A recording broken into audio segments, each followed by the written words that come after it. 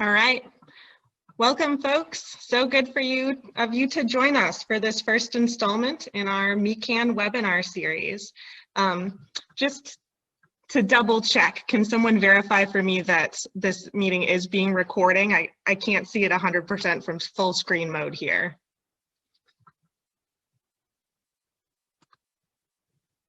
Could I see a thumbs up if you see a little? It's recording. It's recording, thank you. My name is Sonia Berthasell. I'm one of the members of the Maine Climate and Agriculture Network, which is sponsoring today's program, and an organizer of this event. And I'm really delighted to welcome you to this webinar on the changing landscape of soil health. You can look for the next webinars in this series at umaine.edu/climateag/webinars, which is where you probably registered for this.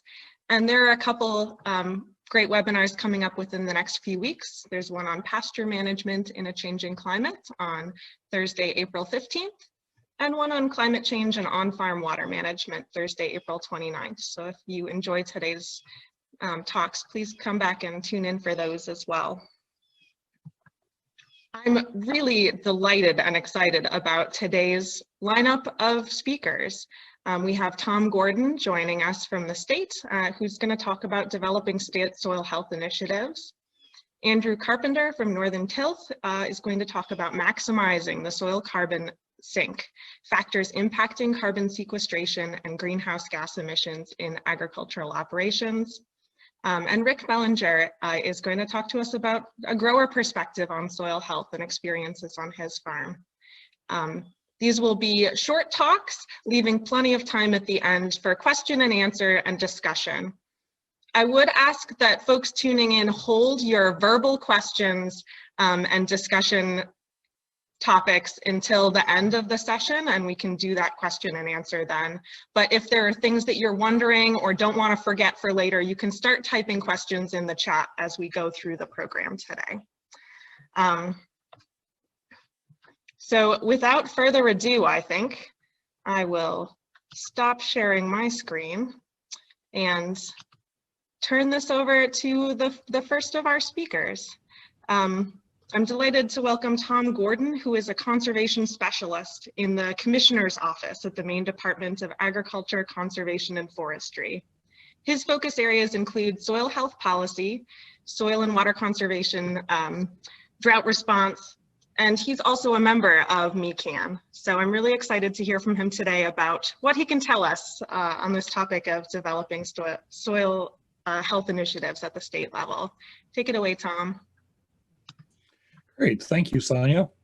And I'm usually on the receiving end of these PowerPoints, so let's see if I can successfully share my screen. You able to see that? Okay, great. Well, thank you so much. We're seeing it in presenter view here, Tom, so click that extra button. Okay, let's see. The extra button. We did test this prior to, but it takes a minute.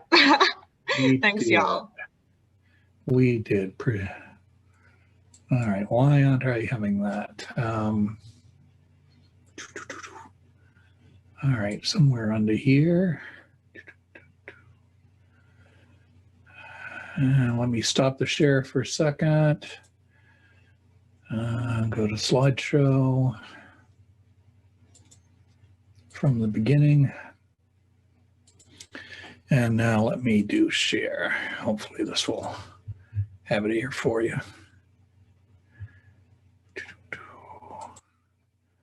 How's that? That's better. Okay, great. My apologies.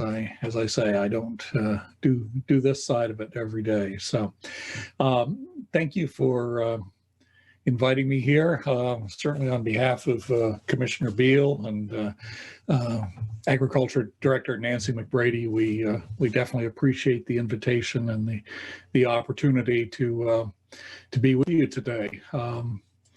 There's, Maine has a 80-year history of activity on soil conservation. we come up to our 80th anniversary. Our first district, I think, was formed in January of 2022. So there's a long history of activity on soil conservation in the state. But I've got to say, I've never seen as much excitement about soil issues as I'm beginning to see now with the new emphasis on soil health. There's growing interest, public interest in soil health. As you probably know, Maine's Climate Action Plan was adopted, submitted in December of 2020.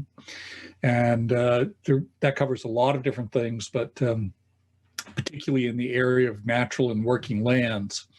It calls for increased technical and financial assistance on working lands to sequester carbon. And a great deal of that will involve our forest ecosystems, but agriculture also has significant capacity to sequester carbon. So we're quite excited about that. At the same time, our NRCS, Natural Resources Conservation Service, has been developing a soil health strategy for Maine. The first draft was released in May of 2020, and an updated draft just this past month, March of 2021. And we realize that the Biden administration in particular has made soil health an important component of its climate mitigation and adaptation strategies. So I think we're going to see a lot of important things happening with soil conservation and soil health. Now, just very quickly, the major principles of soil health, one is to maximize the continuous living root system. Two is to minimize disturbance. Third is to maximize the soil cover. And the fourth is to maximize biodiversity, which can include crop rotations, and certainly animal agriculture is a significant part of that whole process.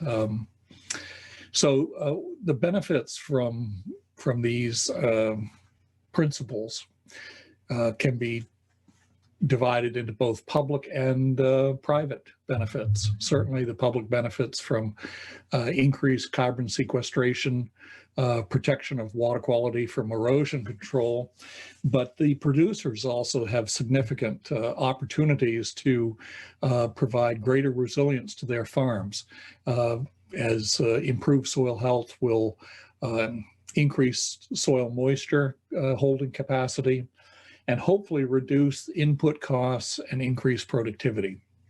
I've seen a number of farms that have fairly poor quality soil where you can grow a good crop, but it's going to take a lot of water, a lot of fertilizer, and a lot of other chemical inputs. So anything we can do to improve the natural ability of the soil to produce crops and provide public environmental benefits is definitely a good thing. So the basic practices that we think of in terms of soil health management are things that have been around for a long time, but we're taking a new look at them in the sense of looking at their soil carbon management capabilities. Cover crops, conservation tillage, no-till, reduced till, and so forth. Crop rotations. Again, that's something that's been around for a long time, but particularly important these days. And use of compost, whether it's animal manures or other compost, are critical to soil health practices. And what I've observed in a number of studies is that a number of these used in combination seem to do the best. So it's not necessarily one practice that we need to adopt, but a number of practices. We also sometimes forget about the pasture land, which is a major portion of Maine's agricultural landscape. And pastures are often undermanaged, and conservation districts have noted in their resource assessments that improved pasture management is a need in most areas of the state. So there are a number of techniques that can be used to devote more attention to improving the soil health of pastures. And there are some emerging techniques. Biochar is being researched at the university and in many places in this country and elsewhere. And deep soil inversion, I haven't seen much of in the US, but that is a technique that's being talked about. So how have we been doing so far on soil health? There are not a lot of metrics, but the U.S. Census of Agriculture is produced every 5 years. And I did a comparison of the 2012 to the 2017 census reports for the state of Maine, and saw some definite good trends there. No-till increased from about 9,000 acres up to 21,000, so about an increase of over 12,000 acres. Reduced tillage was reported to increase from around 19,000 acres up to almost 32,000 acres. And cover crops, a big increase there from about 29,000 acres to 55,000 acres, so an increase of about 26,000. So definitely good progress on that. And as we look at cropland in Maine, we look at the total number of cropland acres. And as you might expect, Aroostook County has the most, 174,000 acres. Followed by Penobscot, Kennebec, Somerset, and the others that you see on the screen. So we have a total in the Ag Census of around 472,000 acres classified as cropland. And I do want to say that our largest agricultural sectors, potatoes and wild blueberries, present some special challenges for soil health in terms of how potatoes are traditionally grown, in terms of the development of the hills for planting the potatoes. There's a lot of bare soil in most conventional potato operations, and I think we're going to need to develop some special dialogue with the potato industry on how they can best address soil health given the particular practices of their industry. And of course, wild blueberries, they exist on very little soil at all. So that kind of skews some of our numbers when we look at soil health practices in the state. And Washington County is primarily wild blueberry country. 25,000 out of the 31,000 acres of cropland in Washington County are wild blueberries. So I'm not really sure how much we're going to be able to do with soil health in those that particular industry, but something that we're going to need to look at with the blueberry industry. Now, if you were looking at the total number of acres, this slide now shows the conservation acres. And those numbers are much lower. This only shows the number of acres of no-till, reduced till, and cover crops. And again, Aroostook County has the most at 64,000, Penobscot around 15,000, and so on down the line. So I guess what I'd say is that we've barely scratched the surface. In 2017, approximately 363,000 acres of cropland were not reported to be using conservation practices, specifically no-till, reduced tillage, or cover crops. And that's over 75% of Maine's cropland. So there's a lot of room for us to grow our soil health practices in the coming years. I do want to note that there are limitations with the Ag Census. It's obviously relies on the reporting of the farmers. It doesn't monitor or ask questions about all beneficial soil health practices, for example, crop rotation, pasture management techniques, and other beneficial practices. And I also want to say that the last Ag Census form, I think, was about 27 pages long, and it is a bear to fill out. So the next census is going to be, a census will be coming out in 2022. So I want to be the first to encourage producers to fill out their Ag Census. It provides tremendously useful information for government agencies and for researchers to learn more about agricultural practices in our state. So it's an early plea for you folks who are producers to fill out the Ag Census next year and pay particular attention to the land use practices. That will help us a great deal.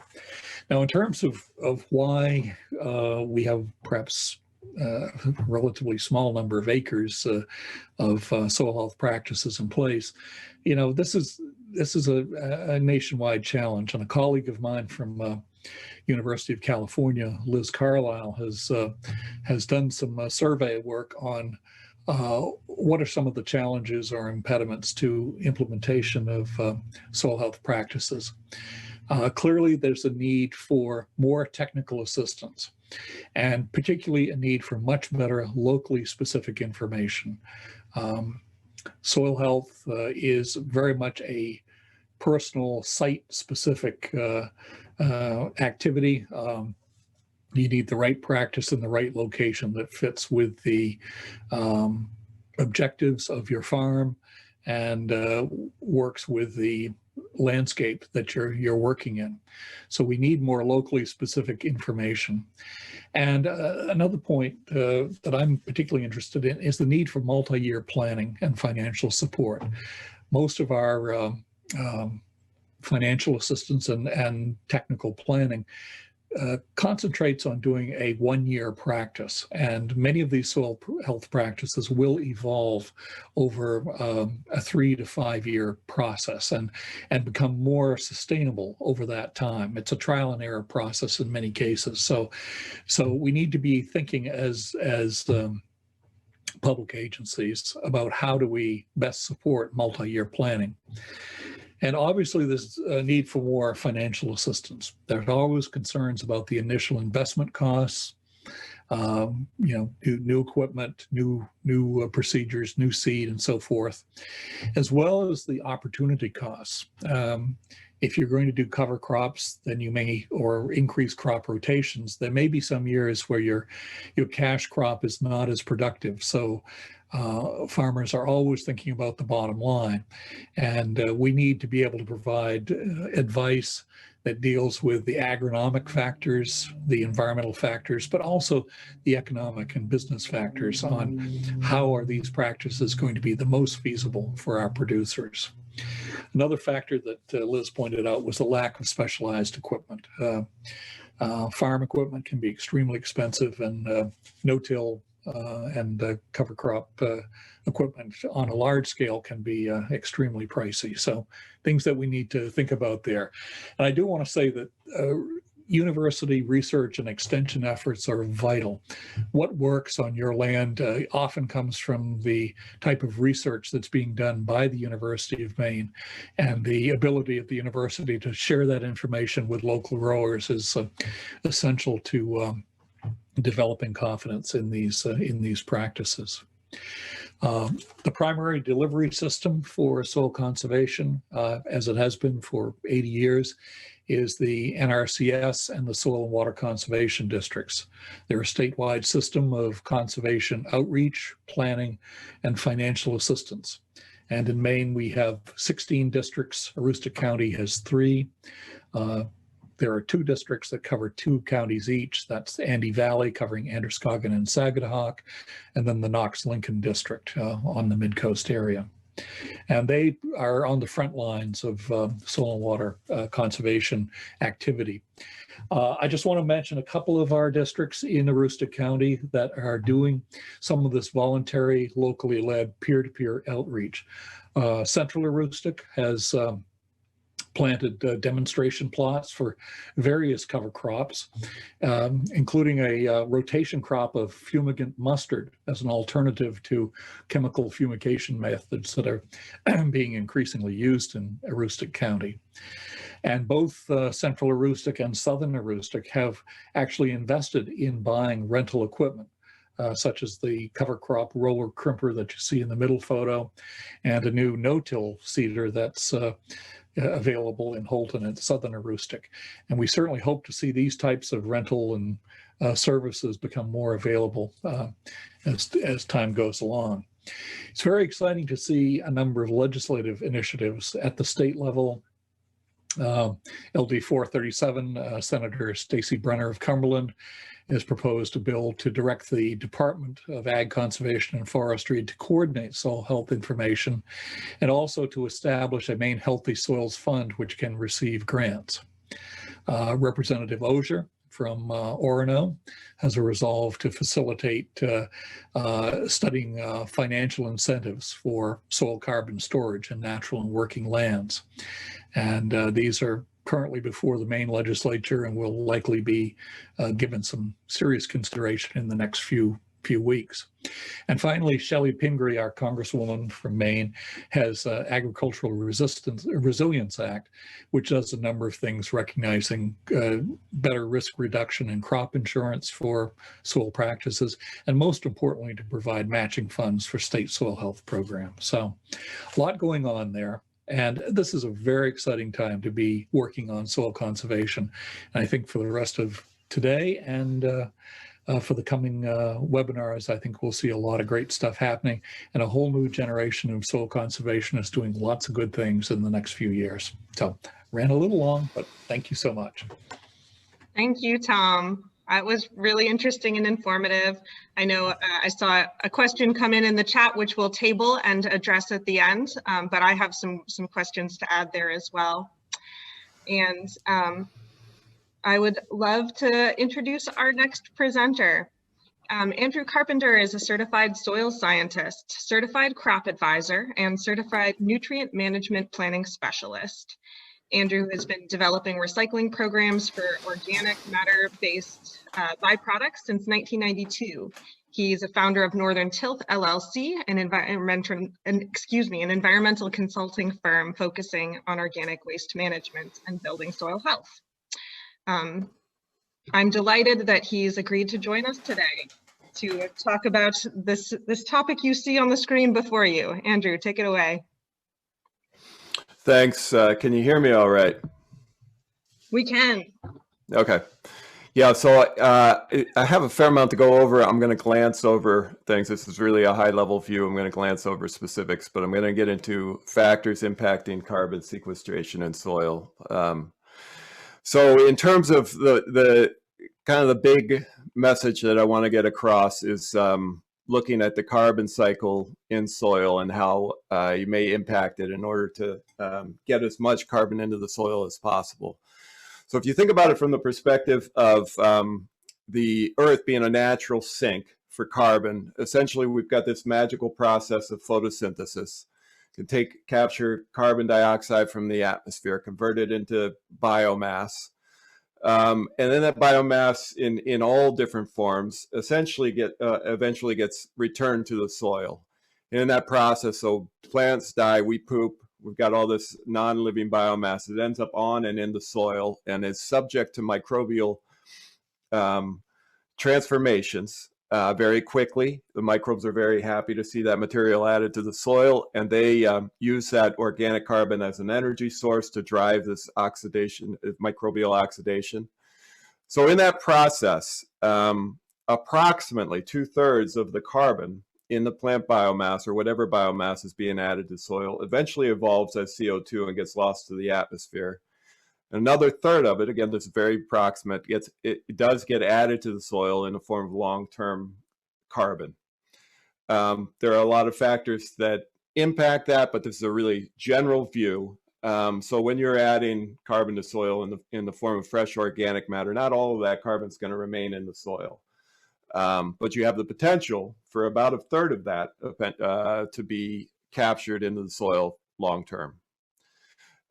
When we till soil, especially with intensive tillage, we all of a sudden excite those microbes again and give them some oxygen that they didn't necessarily have and make conditions ripe for them to oxidize some of that longer term pool of organic carbon that was stored in the soil. So in that sense, we can have a net loss of carbon from the soil with intensive tillage, and that's sort of, we've seen a lot of that over the last century and a half. A lot in the Midwest, those big, huge pools of carbon that we had in mollisols. A lot of that has evolved as CO2 in the atmosphere as we've had intensive tillage. In terms of applying, so my specialty is really looking at applying byproducts back to the soil. And in terms of that, we work on reclamation projects as well as agricultural projects. For reclamation projects where you're taking a disturbed land and adding organic matter back to the soil to create just kind of a long-term grass ecosystem, that represents a very unique event, and it adds a lot of carbon quickly, but this is not really representative of sort of long-term agricultural additions of carbon back to the soil. On agricultural land, though, if you are adding organic matter-based residuals back to the soil, whether it's manure, some sort of compost or biosolids, or even cover crop residue, you do again have the potential to capture some of that carbon. And if you're looking at it just from the perspective of adding organic residuals, what we've found is for every dry ton, you can get about 0.66 metric ton equivalents of carbon dioxide into the soil. Of course, it's going to vary depending on the quality of the residual, but it can be significant. I want to talk briefly about the impact of processing of waste materials prior to land applying them, prior to return to the soil. Land application, direct land application, like with manures, you sort of find that same concept that I talked about initially. About a third of that organic carbon has a potential to get sequestered into the soil, 2/3 of it leaving as carbon dioxide. In composting, essentially the net benefit that you get is going to be about the same. The difference is in composting, you have a lot of that microbial oxidation, and those transformations occur ahead of time in the composting pile. But if you look at the amount of carbon that ultimately gets sequestered from the materials that you're composting, it's probably going to be about the same. Anaerobic digestion, again, it's probably going to be about the same. Now, this is the process of taking organic matter, putting it in an environment that's devoid of oxygen, and having methanogens convert some of that organic carbon to methane. And then you still have some carbon left in that remaining material, the digestate. So when you add that back to the soil, again, it's probably going to be about the same, maybe a little bit less. The thing is that the stuff that sticks around, the carbon that's still there, is the more recalcitrant carbon, that portion that probably would have been conserved in the soil anyway. When you incinerate material and then are just adding ash, essentially you don't have, you've lost all the CO2. One sort of caveat to all of this is pyrolysis, in which case the carbon the carbon in the biomass that's getting pyrolyzed gets transformed to a graphite-like form that is quite resistant. And so that the rules change in this case. So the carbon that's remaining after the pyrolysis, a greater percentage of that will be long-lived in the soil. And this is just realize I'm talking very fast, but I feel like I have a lot to go through, so I apologize for that. We do soil incubations quite a bit on different types of organic amendments in our office, and we sort of have a sense with fresh organic matter of, after we do the incubations, how much we expect to see in a blend of that material with the soil. And so that's what this graph shows. This was the incubation we did with some biochar, and as you can see, after, I think this incubation was for the equivalent of 2 field seasons, growing degree equivalent of 2 growing seasons. We would expect with fresh organic matter, the final carbon content to be somewhere around here, but with this material, it really was very recalcitrant and pretty much the same as after we started. So it does have, that pyrolyzed material has a little bit of a different a different set of rules. Now, one thing I want to say is that there's I sometimes rational exuberance about biochar and what it can do. We've worked with some people recently that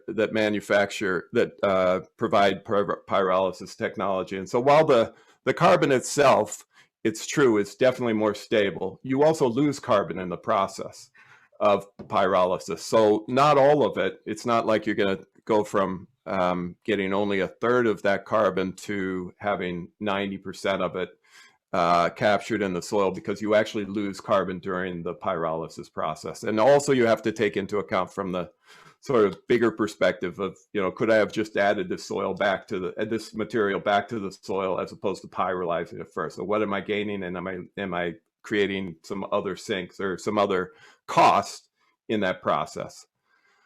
Then there are all these nuances to looking at the bigger picture of greenhouse gas emissions when you're applying residuals to the soil. One is fossil fuel inputs, obviously.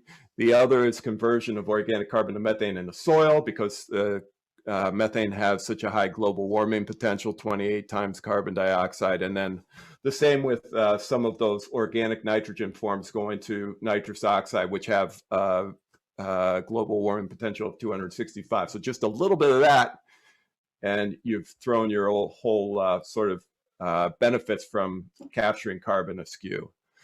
So if we look at land application of manure, say, and if they're nitrogenous materials, you're applying them to moist soils. In that process, you have the potential to convert some of that nitrogen to nitrous oxide to go off into the atmosphere with its very high global warming potential.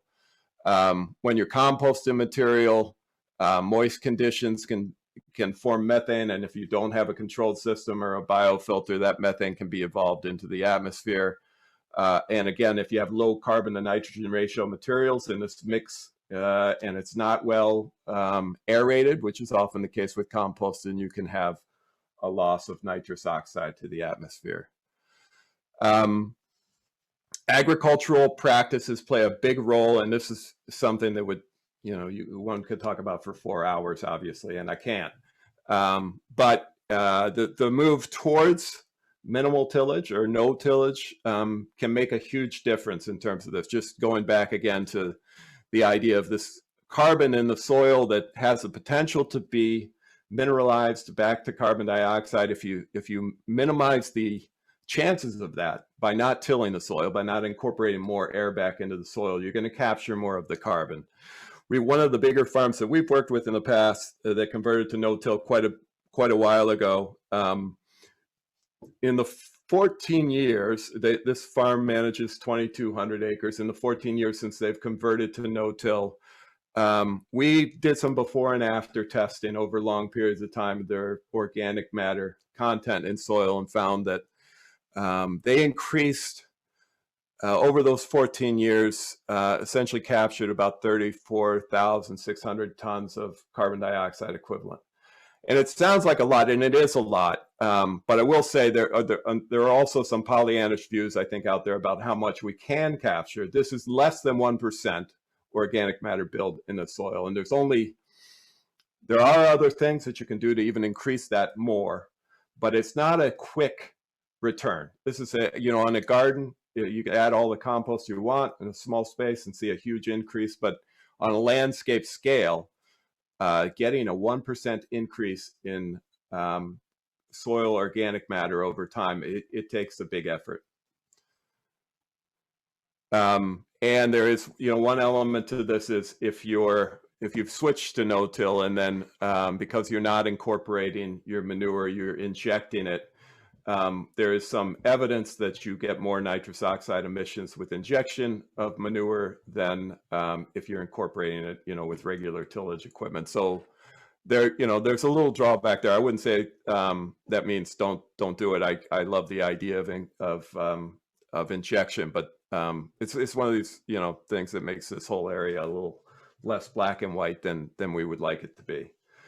So that's it. Actually, I blew through there quicker than I thought I would. I hope that I captured. Well, I hope that I explained things so that I don't leave you rolling your eyes. I personally am not rolling my eyes. Thanks so much, Okay. Andrew. And yeah, if you wanted to take a minute to summarize and wrap up, that's wonderful. So soils do represent a large potential pool of carbon. We can, as a society, we can absolutely increase the ability of soil to capture carbon, and in that way make a big difference in terms of reduction of carbon dioxide in the atmosphere. Again, I warn everybody to be a little bit suspicious of people that talk about getting 4% organic matter increases in their soil to completely reduce climate change. That's not going to happen. Not all of the carbon that's embedded in materials that you add to the soil are sequestered, but there are things you can do to try and maximize that. And reducing tillage is a big part of that. And in terms of the bigger picture of greenhouse gas emissions, carbon sequestration is one element of it. You have to keep in mind, if you're doing things to increase the ability of the soil to sequester carbon, you're not making some other offsets somewhere else that are problematic, including methane and nitrous oxide emissions. So that's it. Wonderful. Thanks so much. I know I've got some questions bubbling, and I hope other folks do as well. Feel free to type those in the chat, and we'll save them for the end, or just keep them for a minute. But next, I'm delighted to turn the microphone over to Rick Bellinger, who owns and operates R. Bellinger and Sons Farms, which is a third-generation farm in Lewiston. He and his sons grow mixed vegetables on 200 acres and sell to local veggie stands, restaurants, colleges, and to Hannaford. They are actively pursuing practices to improve soil health on their farm, including cover cropping, lengthening their rotation, and reducing tillage. So I'm delighted that he's joining us to offer a grower perspective on soil health today. Go right ahead.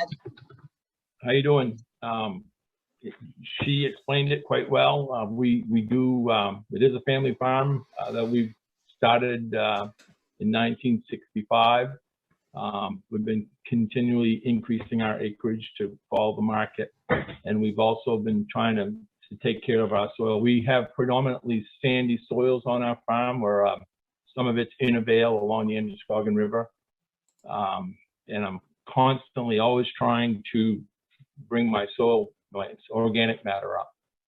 Some of the things that we've done to reduce, we're not no-till because we grow potatoes, and that potatoes would be almost impossible to go. It is impossible to go no-till, but we're thinking we've gone to reduce tillage with the a tool that we bought to do that. We don't moldboard plow anymore. We bought a large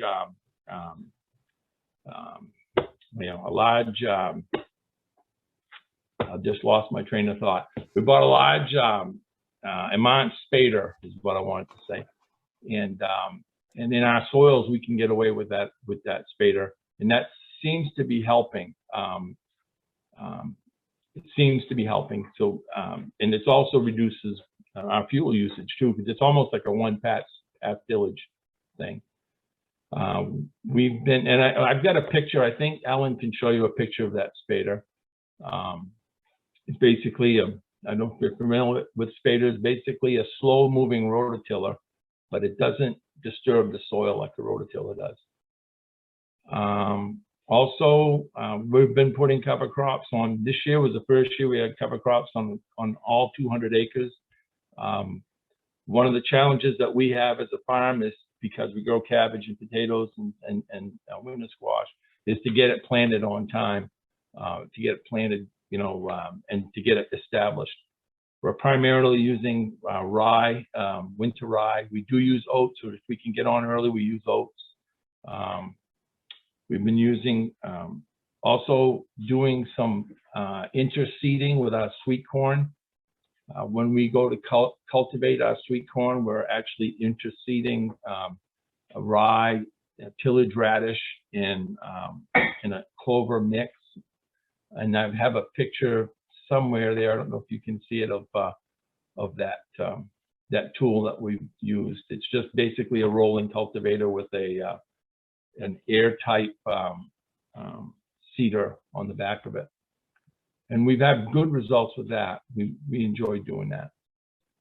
Another one of the practices that we've been doing is we've been using biodegradable plastic. We use a lot of plastic in our because of the vegetables. We've been using biodegradable plastic so that we can just literally, as soon as the crop is gone, we can go in and destroy that and get a cover crop on. And I do like that. I don't like the cost of it. It's very expensive, at least double the cost of conventional plastic. But we can get cover crops on quicker. And we do have a savings of labor and disposal fees, which we can credit to that. We do irrigate most of our land, not all of it. We're working on that, but we do irrigate a pretty good charge of our land.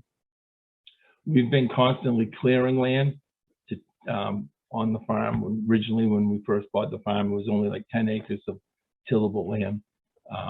But we're now close to 200. We do rent some farms also. I mean, some land, not far from the farm. What else can we say? Challenges is, like we've talked about before, is equipment. We did another tool that we've bought in the last couple of years, the Notill drill, and that's been helpful. I do enjoy that a lot. Before we were just broadcasting it on and running a disc harrow behind it, which I was never crazy about. But that no-till drill has helped us out quite a bit. Can you all hear me well enough? Good. But I realized I could see the slides great, but what I was trying to show wasn't showing up. I'm going to just try to show the spader again and see if that. Sure. Yep. And is that the spader? Yeah, that's a picture of the Umic spader. Okay, it doesn't seem to be advancing. I'm not sure why, but. Yep, but that is a good picture right there. That piece of equipment comes from Europe. It's not used a lot in the state of Maine that I know of. They do use it out west quite a bit. But we were looking for, we tried another type, another type of one-pass tillage that, but we couldn't make it work on our farm. We just couldn't, I didn't have a tractor big enough, I guess, to tow it at the correct speed to do the right job. This machine here does tax our, we got 175 horse tractor, and it does tax it completely. It's as much as it can pull, but it does a great job doing it. We do like it. We have some weed control issues, I think, because of the spader, but it's minor. It's something that, that we're working on, and it's not a major problem, I should say. I don't know, Ellen, if you can go to the cultivators. It's not a great picture of the cultivator, although there they are right there. That's just a Lilliston rolling cultivator that we put a Gandy air box on, and it's worked quite well for us. It depends. It depends. We do use it on all of our sweet corn, but some of the stuff that we plant later in the season doesn't always get a great establishment, but the earlier seeded stuff does a great job. We talked about doing some interseeding between plastic. We had a group of conservationists here, was it a couple of years ago, Ellen, and they gave us some suggestions as to what to do, some ideas. As I'm always open to ideas, we're always looking for something that will to make the soil better. And they came up with a few ideas of interseeding between the plastic. We've had limited success with that. One thing we're working on is trying to plant. We are going to have some navigation now on our equipment where we can try to plant in the same row year after year. One of the things I did not mention is that our main crops are potatoes, sweet corn, and vine crops. and those are about 50 acres each of those three. And we're trying to, and then we have 50 acres of mixed vegetables of different things, but we want to do a 4-year rotation in a perfect world, where we would do 1 year potatoes, 1 year vines, 1 year corn, and then have 1 year of that, just leave it be idle to have cover crops and soil building crops on it. That we're clearing more land to get to that point. I'm excited. I'm not excited. I'm looking forward to trying to do that.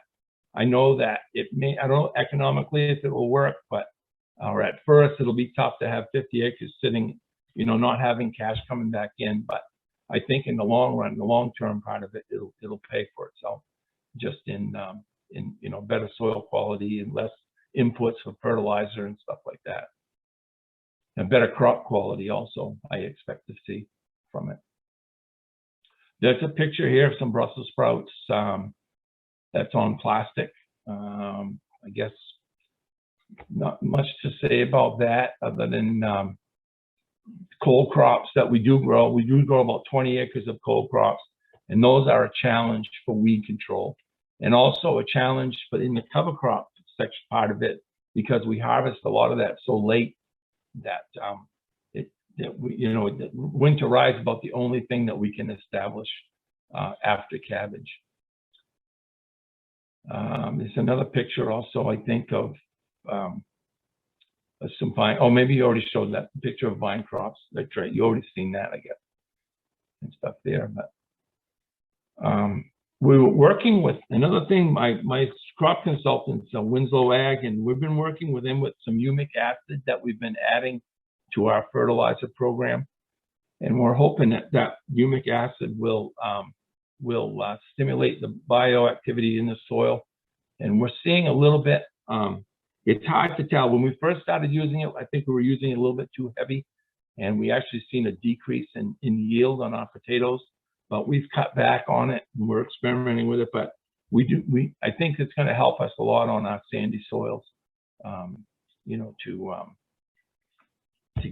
keep, you know, everything going good underneath the soil. Other than that, I don't know if there's anything that I'm missing. If there's any questions, I know you want to take questions after. I don't know if this is after now, but I'd be willing to take questions at any time. Great. Yeah, I think let's declare this after and open it up to a time of question and discussion for all of our panelists and for the community at large.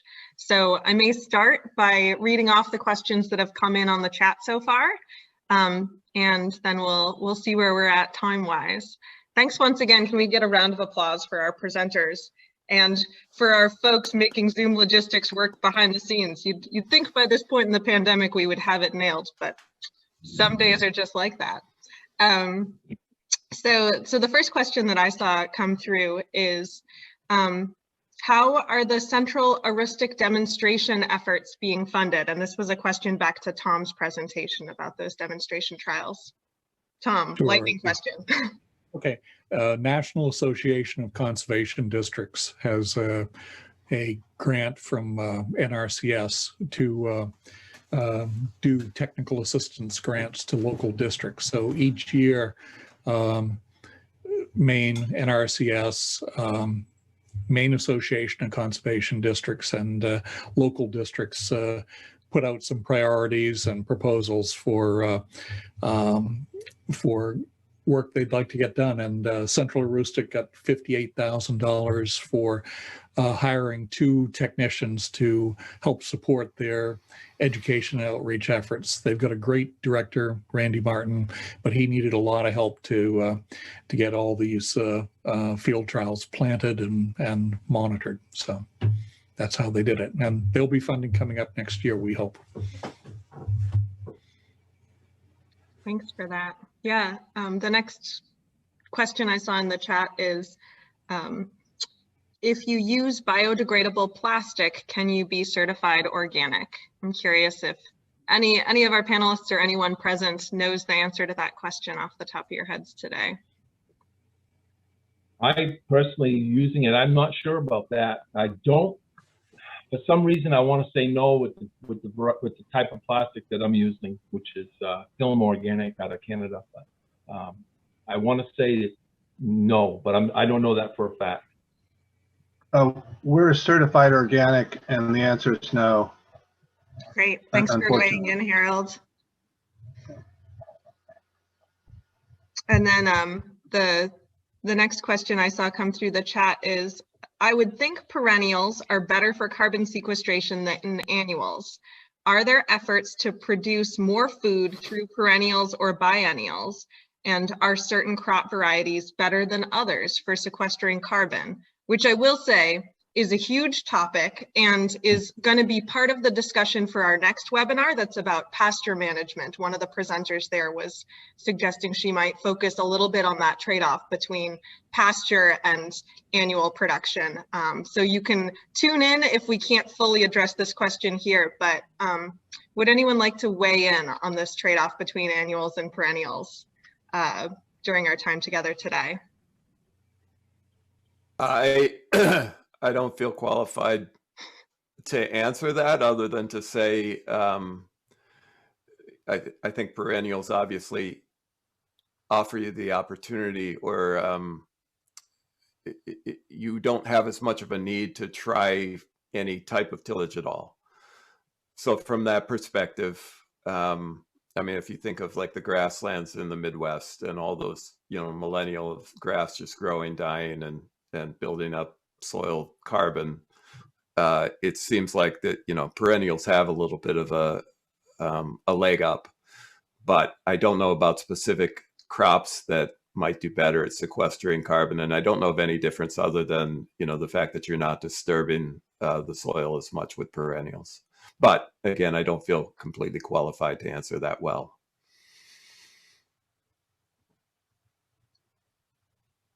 Yeah, anyone else care to weigh in on that? I'll pause for what may feel like an awkward 4 seconds and then move on to the next question. All right. Yeah, I mean, I think we do know that perennials hold more carbon in the soil than annuals, but just as you're saying, it's because mostly of tillage and the lack of tillage. But there is a book on that. I think it's called The Carbon Equation or something. I'll try to find it and put it in the chat. Awesome. Thanks, Lily. Looks like there was some praise for the presentations in the chat, so well done, presenters. And then Jason was wondering, can Rick talk more about the timing of interseeding in the sweet corn? Do you have any plans to try that interseeding in other crops? I would like to try some other seeding some other crops, and I guess I'm going to look to Jason for some good ideas and some guidance on that. But the timing on the corn, we're usually going back in sometime in July when we side dress the corn and cultivate, and that usually seems to work. And of course, soil moisture is a lot of factors, and as to the establishment is there, but that's usually in early July is when we're usually doing that. And then that's basically on the first, and into July, I should say, probably towards the end for the second and third planting of corn. Interseeding other things would be great if I had any good, if I can do it, I'd like to try it, I should say. Awesome, thanks. Glenn is wondering, are there any realistic large-scale biochar implementation projects being considered for Maine? It seems like the best way to sequester carbon in soil for the long term.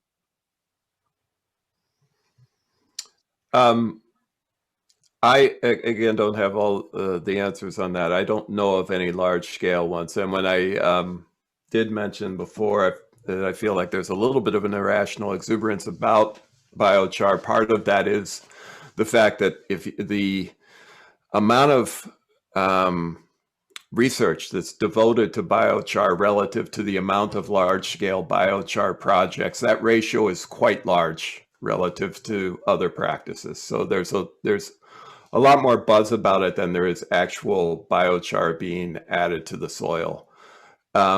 My understanding is that some of the processes are getting a little bit more efficient, and it might be something that we see. It might be getting to the point where it becomes a little bit more realistic and cost effective to do it. But it hasn't proven to be, from what I can tell, it hasn't proven to be the case yet. And I think it could, but I also want to caution about the idea of it being a better way to sequester carbon than simply adding biomass back to the soil, because while the carbon is transformed to a form that is more stable in the soil, no doubt, you lose carbon in the process of pyrolyzing biomass. So not all of the carbon that you start with is actually in the biochar to get sequestered into the soil. So you, in the long term, you have to look at that. In addition to if you is it really the best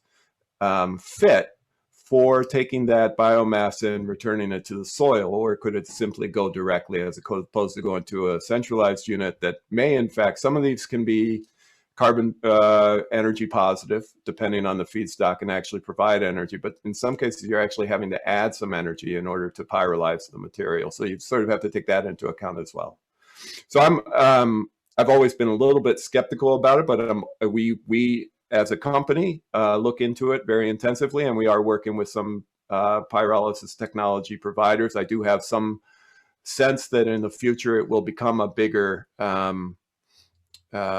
process. It may be a little bit more widespread. I still don't feel like it has all of the potential that it sometimes is presented to have.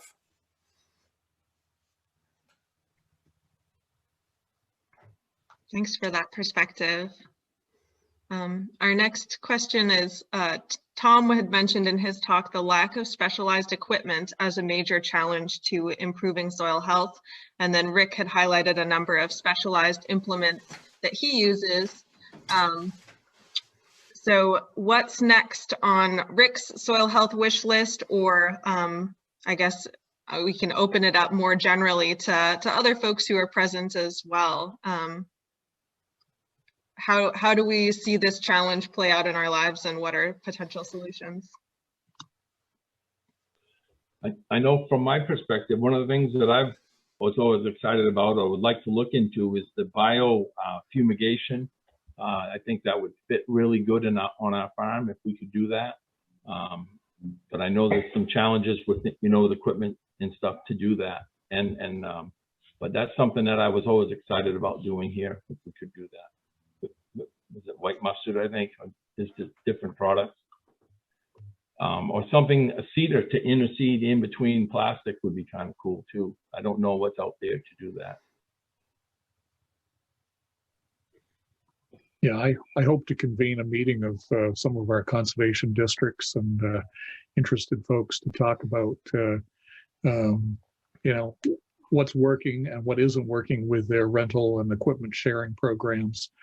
And I've seen some work done in other states where clean water revolving loan funds are being used to help finance the equipment that then is leased out and shared among growers. So that's something I want to talk to DEP about in the coming weeks and see what opportunities we might have. And there may be some hangups as well. So we need to talk that out. All right, stay tuned for opportunities to be engaged in that conversation, I think. Looks like there was a question in the chat about biochar feedstocks that Lily at least partially answered, and that book recommendation did get shared. Thanks for folks who linked to that. We're rolling up on the end of our time together here. Does anyone have a last burning question that really wants to make its way into the conversation?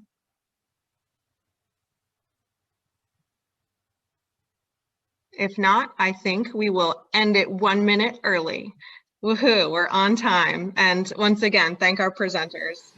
And thank everyone who's been here today participating in the conversation. We look forward to seeing you next time.